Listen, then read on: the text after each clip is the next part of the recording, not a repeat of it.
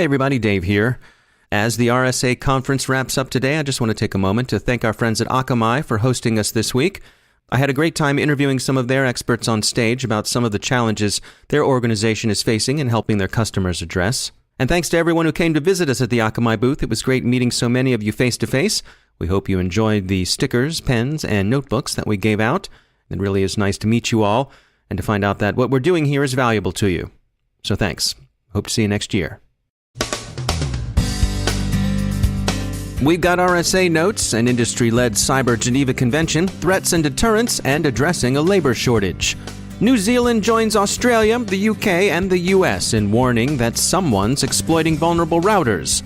Moscow demands to see the evidence that this someone is Russia. Trustjacking afflicts iOS users. Stresspaint Trojan is out in the wild, posing as an innocent app. And another exposed AWS bucket is found.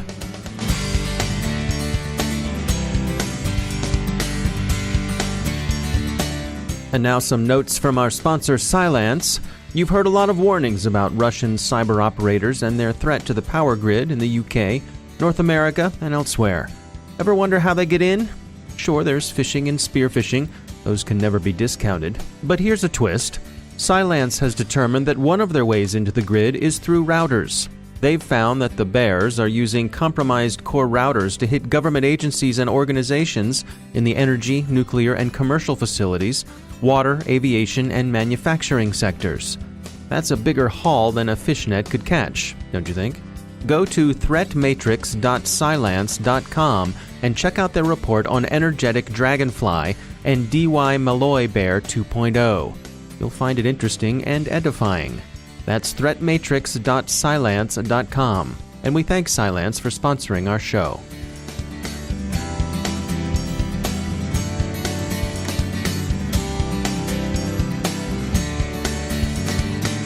Major funding for the CyberWire podcast is provided by Cylance. Coming to you from San Francisco, I'm Dave Bittner with your CyberWire summary for Thursday, April 19th, 2018. We start off with some quick reflections on what we're hearing around RSA. The Microsoft-led initiative in which 34 companies signed an undertaking not to engage in offensive cyber operations hasn't, for all of its good intentions, received uniformly positive reviews. The agreement was featured on the conference's opening day. Some observers think it resembles other large-scale resolutions and legislation in that it fails to make necessary distinctions and fails to do justice to the complexity of computer network operations. So, an expression of good intentions and a desire to reduce tensions, but perhaps not ultimately something that will have much effect. One such complexity involves the familiar problem of dual use. Some security legislation and international cyber non-proliferation agreements, Wassenaar prominent among them, have come under criticism for the possibility that they might unintentionally criminalize legitimate vulnerability research, for example, or, to take the obvious analogy with the Geneva Convention seriously, who might count as protected persons? Are there any forbidden targets? Other issues raised concern the undertaking's lack of teeth — it is, after all, a voluntary avowal of intentions — and the signatories' lack of involvement in delivering offensive cyber capabilities to governments. Early in the conference, U.S. Secretary of Homeland Security Nielsen, while expressing hope that nations would evolve some sensible norms to restrain them in cyberspace, made it clear that the U.S. had offensive cyber capabilities and would be willing to use them in response to an attack. In a conversation this morning, the Chertoff Group's Adam Isles characterized Secretary Nielsen's speech as the administration's way of laying down a marker that consequences would be imposed on nations who conduct cyber attacks against the U.S. Yesterday, European Commission Vice President Andrus Ansip described the real and current threat of nation-state cyber attacks with the hard-won, disillusioned clarity an Estonian official usually brings to the matter. He called out numerous examples of Russian offensive operations in cyberspace, and it's noteworthy that he included descriptions of that country's recent information operations, especially the disinformation surrounding the Salisbury nerve agent attacks. He offered a warning near the end of his presentation concerning the necessity of preparing for a full spectrum of cyber conflict. He said, quote, "If we fail to do so, if the West fails to unify, we risk being exploited by those who would use cyberspace as a weapon to harm our free and open societies and economies. By not acting, we make ourselves an easy target." End quote. The RSA conference continues to grow year after year, and on the show floor it does feel a good bit more crowded and noticeably louder, as vendors do their best to draw you to their booths and show off their wares. Malcolm Harkins is Chief Security and Trust Officer at Cylance, and I met up with him on the show floor for his take on the conference. There's so many vendors. Again, it's getting more and more crowded. More and more people are showing up. At the same time, I think there's hope for what we're seeing in the industry. I think the innovators who've reimagined and rethought what is possible, like Cylance, have made a difference. And I think you're starting to see innovation in other areas in security, with security orchestration and automation. Focusing on, again, using automation to enhance the capability of the security team. You were mentioning to me before we came on the air here that you took part in a panel as part of the program here, and you got your hackles raised a little bit. Why don't you share that story with us? I think CISOs in many ways have gotten habitualized to being compromised. I see it in other organizations that are still focused on a reactive model. And I think if you take a broader responsibility to say, my job is to do my best to manage and mitigate that, you will focus on a different business outcome. You'll look for different technologies and solutions and approaches to managing risk. That's what I try and do. That's what I encourage my peers to do. I see some changes in that in the industry, which is great. That's Malcolm Harkins from Cylance. We spoke yesterday with Booz Allen Hamilton Vice President Chad Gray about his company's just-released Cyber Talent Survey.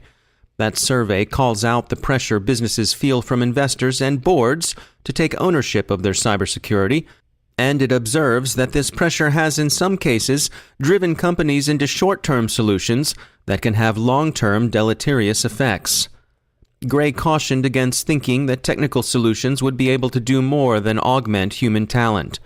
Some functions can and will be de-skilled through automation, but the net effect of such advances will be to increase the efficiency of an organization's human talent.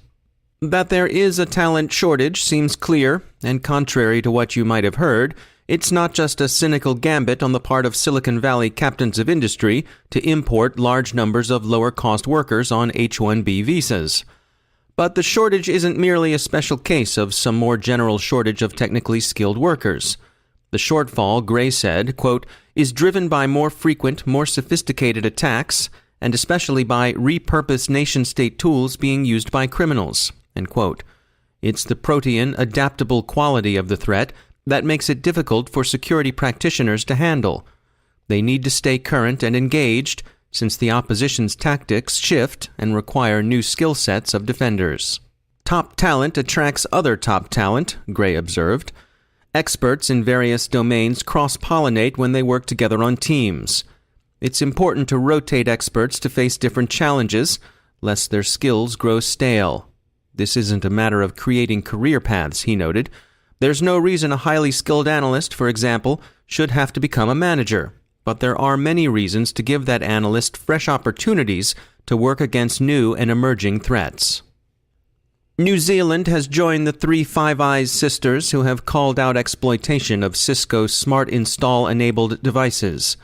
CERT-NZ doesn't specifically call out Russia as the author of the ongoing campaign against such devices, but it does reference with agreement the U.S. CERT report that does, so it's safe to conclude that the view from Wellington is much the same as that from Canberra, London, and Washington. Russia, for its part, has denied doing anything of the kind. Government spokesman Dmitry Peskov said the accusations were unfounded. Echoing the sorts of demands for evidence Moscow issued after the nerve agent attack in Salisbury, Peskov called the accusations feeble and said Russia had no idea what the Five Eyes assertions were based on. Quote, such accusations are typically thrown into the air, and no one even bothers to offer any arguments anymore. End quote. Symantec researchers warn of a new problem, trustjacking. It occurs when a user pairs an iPhone to a Mac laptop or workstation, at the point where users are asked if they trust this computer. A reminder that users should be more circumspect. Radware warns of Stresspaint, a Chrome login information-stealing Trojan served by a Windows app that presents itself as a stress relief tool. Trust the researchers, it will not relieve your stress. Unless you're an adrenaline junkie, steer clear.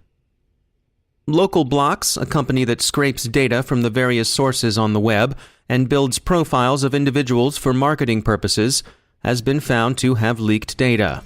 It's apparently, according to researchers at UpGuard, another AWS misconfiguration issue. They say they found 48 million records exposed in an S3 bucket. So again, watch your buckets.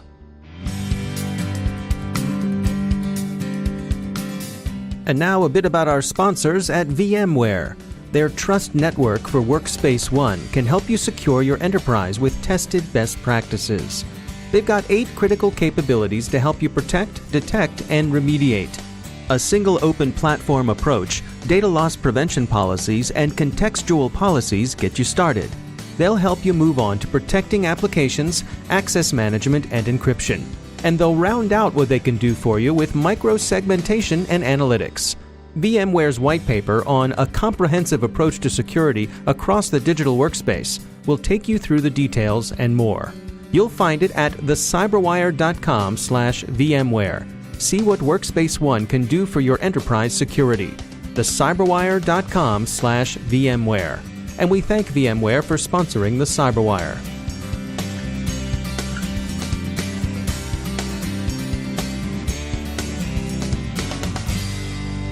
And I'm pleased to be joined once again by Rick Howard. He's the Chief Security Officer at Palo Alto Networks, and he also heads up Unit 42, which is their threat intelligence team. Rick, recently your CEO, your boss, Mark McLaughlin, he traveled to Davos, and he was part of a forum with some world leaders, and the theme was creating a shared future in a fractured world. And one of the things that Mark discussed was this notion of a cyber moonshot. And I think this is a pretty compelling metaphor here. Can you take us through what was Mark getting at with this? Yeah, I love the idea of a cyber moonshot. Whenever somebody brings it up, you can't help but be inspired by it. It stems from a speech by President Kennedy that he gave back at Rice University back in the early 60s. And so let me read the snippet that really gets me every time I get it. Here it is. This is President Kennedy talking now. It says, "We choose to go to the moon in this decade and do the other things, not because they are easy, but because they are hard, because that goal will serve to organize and measure the best of our energies and skills, because that challenge is one that we are willing to accept, one we are unwilling to postpone, and one which we intend to win." Goosebumps. I get goosebumps every time I hear that. I really wish we had more world leaders that talk like that. But if you substitute, make the internet safe in place of, go to the moon in that speech, we have a vision statement that I can get behind. We choose to make the internet safe and do the other things, not because they are easy, but because they are hard. So a cyber moonshot is essentially this. In 10 years, if we're going to make the internet safe, not just safer, not incrementally safer, but safe, what would you have to do? The reason that a cyber moonshot is important to talk about is it gets us out of our heads about what we think is possible. Like you said, when Kennedy made his speech, NASA had no idea how to get a man to the moon and back safely. But by setting the aiming stick so far out in front of what we thought we could do, he didn't let the naysayers backbite him by pointing out all the reasons this could not be done. He just said, this is what we're going to do. Go figure it out. All right. So the purpose of a cyber moonshot, at least at the beginning, is to decide what we need to do in order to make the internet safe. Again, not incrementally safer, but safe. So this is an open question. We don't have a full list yet. My gut tells me there's probably 7 to 10 very large things that we will probably need to do in order to successfully navigate a cyber moonshot. All right. Well, give me a couple. What are some of the top things you think we can do? All right. So, yeah, I've been thinking about this, and there's probably way more, and I'd love to hear what the audience has to think about this. But here's my first one. Okay. International digital identity. Okay. This is the ability to uniquely identify a user or a system or an application, and it's non-reputable, kind of like a passport, only digital. Okay, this implies not only would governments have to deploy this technology, They would have to make it available to everybody in their country for free and build services for making, maintaining, and replacing them, essentially the administration of the program. The international digital ID would be used for all official transactions that the government sanctions, okay, like voting and paying taxes and other things. Commercial organizations could opt in, but it would make sense for banking and legal services and other monetary services to use this ID for all transactions. And before the privacy naysayers kick in and decry how this is not possible, or as one of my heroes, Salim Ismail, would say, the immune system kicks in and says, you can't do this because it might change the status quo. Let me just say that you wouldn't have to use the digital ID for all transactions, just the official ones. You can still operate anonymously in your online butterfly quilting circle, as I know you do, David, all right? Gosh, okay, you know me so well, Rick. And if you want to do that anonymously, that is still fine to do, okay? All right. But if you want to make an official online transaction, you're going to have to use your digital ID. What else? Give us another one. All right, here's my number 2 then, okay? Anti-fake news protocols. Now, what I mean by that is the ability to provide online readers, of news, social media, etc., with some sort of rating of source material. Okay, now, influence operations by nation states and other activist organizations have been going on since the world was young. But before the internet, you needed a concentrated cache of resources to make a dent in the influence you were trying to peddle. With the internet and social media today, it is possible to conduct successful influence operations with very little resources and without fear of any consequence if you get discovered. So in my cyber moonshot, I would like to see everything I read online with a tag that says who the author is, see the bullet number 1, okay? Some kind of rating about how true the particular post is, and a rating of how true the source's other postings are, all right? And a tag that says, this is an opinion piece, like I think so-and-so, or a journalism piece, just the facts, sir, or a combination, this thing happened and here's what I think about it, right? Now, some social media companies can choose to do this now voluntarily, but I'm talking about an international standard that is so ubiquitous. If an article shows up with an anti-fake news tag, the general population would just dismiss it out of hand. That's where I'd like it to go.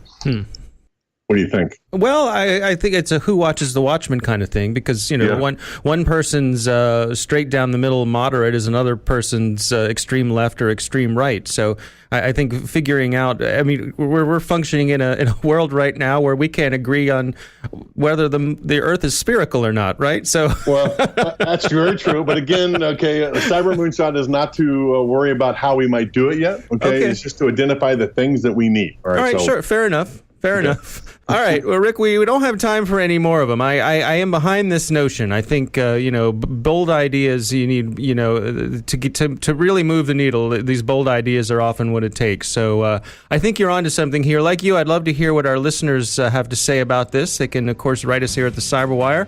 And as always, Rick Howard, thanks for joining us. Thank you, sir. It was fun. And that's the Cyberwire. Thanks to all of our sponsors for making the Cyberwire possible, especially to our sustaining sponsor, Cylance. To find out how Cylance can help protect you through the use of artificial intelligence, visit Cylance.com. And thanks to our supporting sponsor, VMware, creators of Workspace ONE Intelligence. Learn more at vmware.com. The Cyberwire podcast is proudly produced in Maryland out of the startup studios of Data Tribe, where they're co-building the next generation of cybersecurity teams and technology. Our show is produced by Pratt Street Media with editor John Petrick, social media editor Jennifer Iben, technical editor Chris Russell, executive editor Peter Kilpie, and I'm Dave Bittner. Thanks for listening.